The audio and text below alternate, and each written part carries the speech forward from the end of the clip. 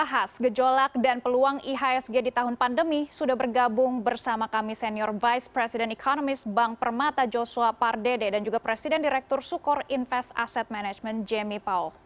Ya, selamat siang Mas Joshua dan Mas Jamie. Kita akan ke Mas Joshua terlebih dahulu ya. Oke. Ya, Mas Joshua, 1 tahun sudah pada hari ini Joko Widodo melanjutkan masa kepemimpinannya. Bagaimana kemudian Anda melihat pergerakan pasar dalam setahun ini, walaupun kita masih berada di dalam pandemi?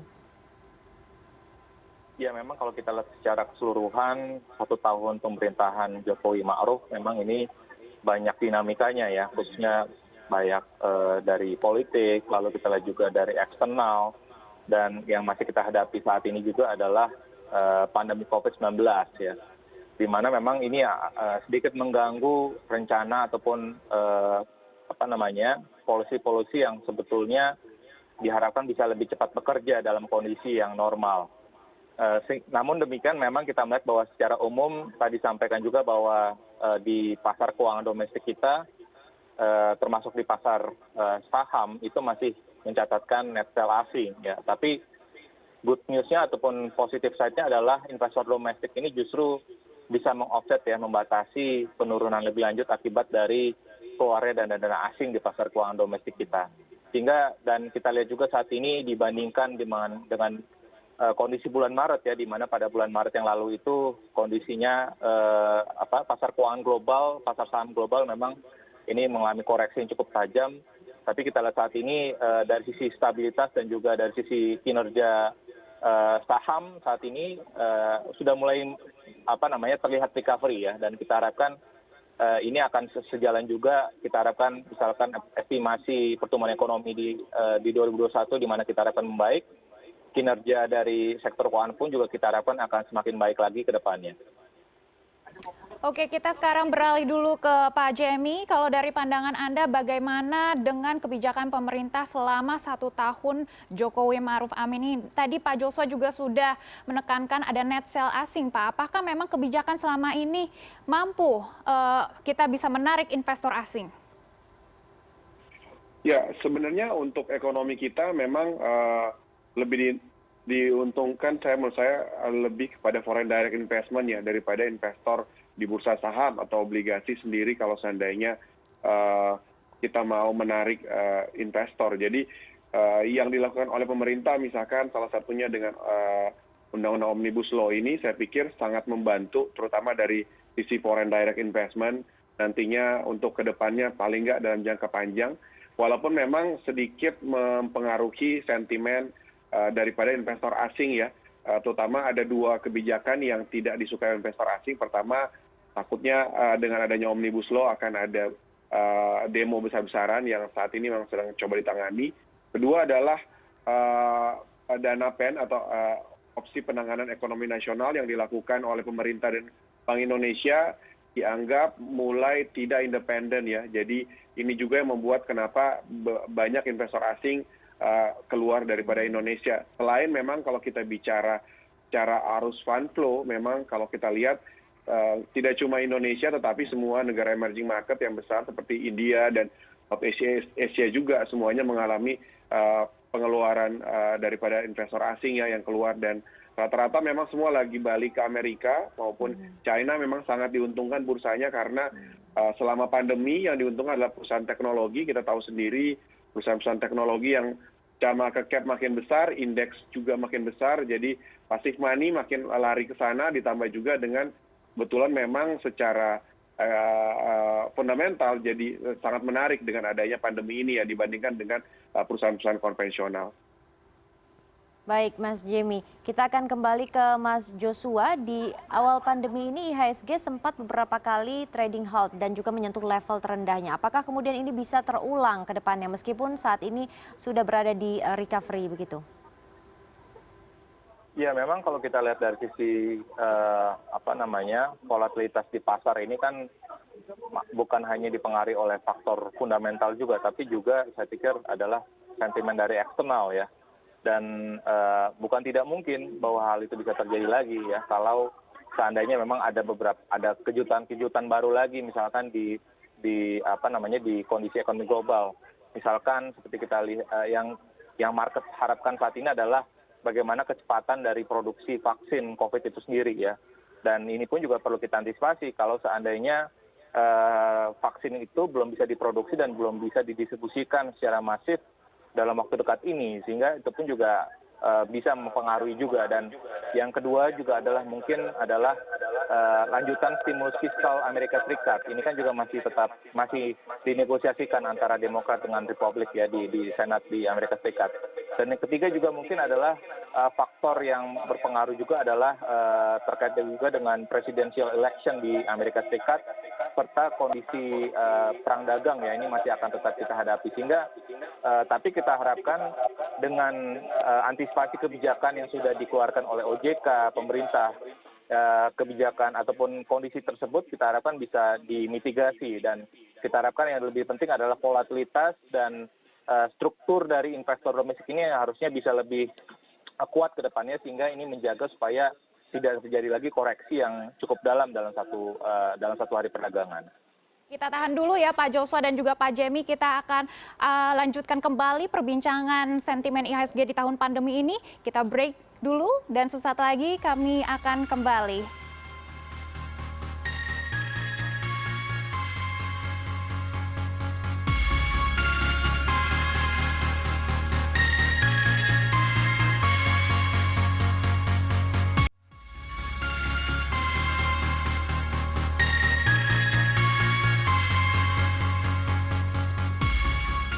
Anda masih di After 10 dan dialog akan kami lanjutkan bersama Senior Vice President Economist Bank Permata Joshua Pardede dan Jamie Paul, Presiden Direktur Sukor Invest Asset Management. Di tengah pandemi saat ini pemerintah fokus mengembangkan vaksin bersama dengan sejumlah perusahaan farmasi. Apakah kemudian ini mampu menarik dana asing di dalam negeri? Kita akan lanjutkan perbincangannya. Iya Pak Jamie, kami ingin melihat apakah memang ada peluang di masa pandemi ini, sektor apa saja yang sudah dilirik oleh investor? Ya, sebenarnya menarik ya kalau kita lihat, ya sebenarnya yang paling diuntungkan itu sebenarnya sektor telekomunikasi. Tetapi memang yang naik banyak itu malah cuman turunannya seperti tower companies ya. Seperti ada dua saham yang marketnya cukup besar seperti AOR dan TBIG dibandingkan dengan saham-saham telekomunikasi seperti Telkom ya. Yang memang jujur sebagai BUMN juga salah satu yang dikhawatirkan akan membantu pemerintah untuk subsidi pulsa dan lain-lain, sehingga itu yang membuat kenapa cukup tertekan ya. Kalau kita lihat setiap kali ada kebijakan pemerintah untuk melakukan subsidi melalui perusahaan BUMN, biasanya direspon pasar dengan cukup jelek. Ini makanya Telkom agak turun, tetapi juga paling enggak kita lihat ada beberapa sektor yang diuntungkan seperti saya bilang tadi telekomunikasi, karena tentu saja konsumsi data akan terus tambah, di mana tentu saja tower akan bertambah terus. Juga sektor-sektor yang cukup kuat seperti consumer, mungkin ada beberapa yang masih lumayan bagus ya, seperti Mayora atau mungkin Unilever dibandingkan dengan sektor-sektor lain yang agak terkena dampaknya. Sedangkan kalau sektor yang cukup terkena dampak seperti pariwisata, seperti airline, itu memang jujur memang sangat parah ya kalau kita lihat. Bahkan beberapa bank juga yang cukup resilient, kita lihat tahun 2008-2009 yang cukup kuat ya secara laba bersih, nggak turun. Tahun ini turun karena UMKM yang kali ini yang paling kena dibandingkan dengan krisis-krisis sebelumnya. Baik, jadi memang ada stimulasi pemerintah kemudian yang direspon ada yang negatif dan juga ada yang positif ya Mas Jimmy. Kita akan ke Mas Joshua terlebih dahulu. Mas Joshua, apabila nanti emergency break kembali diterapkan, apakah kemungkinan akan ada terjadi lagi gejolak IHSG seperti pada bulan lalu? Ya, saya pikir memang kondisinya saat ini untuk penanganan COVID sendiri kan sudah lebih baik ya. Kalau kita lihat dari sisi bagaimana tim penanganan COVID dan juga pemulihan ekonomi nasional ini sudah lebih berkoordinasi dengan lebih baik, dan jumlah kasus juga kalau kita lihat hari kemarin juga sudah relatif sudah turun cukup signifikan, sehingga ke depannya kita harapkan sentimen-sentimen khususnya dari sisi COVID ini bisa diredam ya. Dan yang kedua juga adalah saya pikir optimisme dari pemerintah untuk merealisasikan pendistribusian dari vaksin ini pun juga ini ya, kita harapkan juga membatasi ya, seandainya memang terjadi koreksi yang berpotensi tadi cukup dalam ya. Dan yang ketiga adalah saya pikir yang melandasi optimisme tersebut adalah kondisi dari real ekonominya ini ya. Meskipun memang kita bisa berkata bahwa kondisinya memang belum dalam kondisi sebelum COVID ya, tapi at least kalau kita bandingkan kinerja di kuartal ketiga secara umum ini relatif lebih baik dibandingkan kuartal kedua, dan ini recovery-nya trennya akan terus berlanjut ya. Kita harapkan mudah-mudahan di tahun depan pertumbuhan ekonomi kita sudah balik lagi positif, sehingga ini tentunya akan bisa memberikan optimisme. Dan tadi disambung lagi dengan sentimen eksternal yang mendukung, kita harapkan ini investor asing bisa kembali masuk lagi ke pasar keuangan domestik, karena di sisi saat bersama juga bahwa suku bunga bank sentral global juga relatif rendah dan juga didukung oleh stimulus fiskal yang juga cukup besar dari berbagai negara, sehingga ini diharapkan bisa memberikan capital flows lagi, khususnya foreign inflows ini ke emerging market, khususnya ke Indonesia. Ya, jadi Anda menilai kondisi RI ekonomi saat ini menunjukkan tren yang positif ya. Oke, kita kembali lagi ke Pak Jimmy. Apakah IHSG ini bisa menyentuh level 6.000? Kalau misalnya bisa, ini kita harus menunggu berapa lama, Pak? Ya, target kita akhir tahun supermarket investment di 5.500, IHSG di 5.500. Itu kalau kita lihat masih satu standar deviasi di bawah rata-rata PBV ya. Sedangkan kalau kita bicara target kita tahun depan di mana ekonomi sudah mulai normal kembali, kita expect akan balik ke rata-rata PBV daripada IHSG, yaitu di kisaran sekitar 6.300 ya. Jadi kalau kita lihat, kita expect mudah-mudahan bisa tercapai first quartile atau second quartile daripada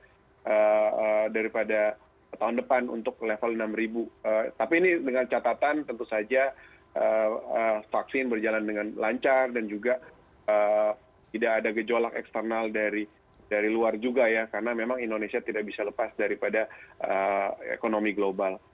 Baik, jadi kalau menurut Mas Jem ini diperkirakan kemungkinan akhir tahun begitu ya, ini tinggal 2 bulan lagi begitu. Kalau Mas Joshua sendiri seperti apa?